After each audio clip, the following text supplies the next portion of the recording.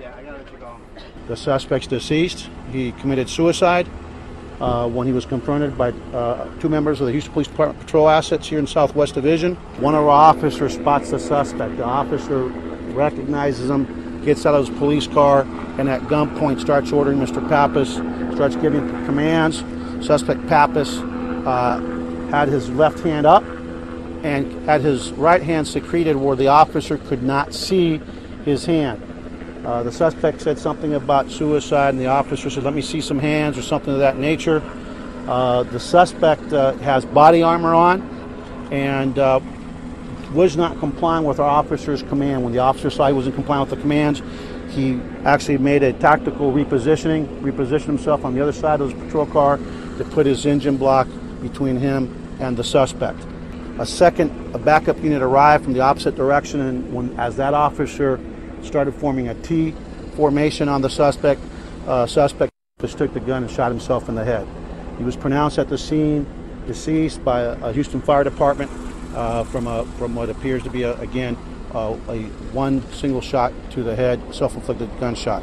You normally don't put on a bulletproof vest when you're thinking about suicide. When you start thinking about, based on my experience, it's just an opinion and a hunch.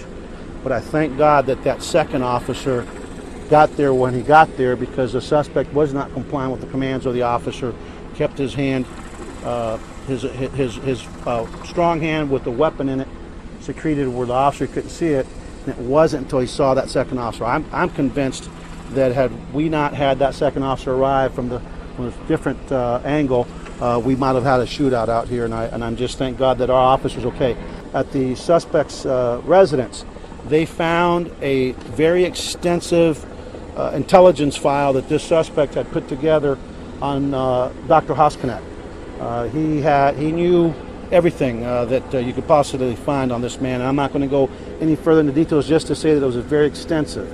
Inside that intelligence file, we found one sheet with some of Dr. Hosconnett's information, but contained within that sheet was probably a couple dozen names of potential doctors and other employees of the Texas Medical Center.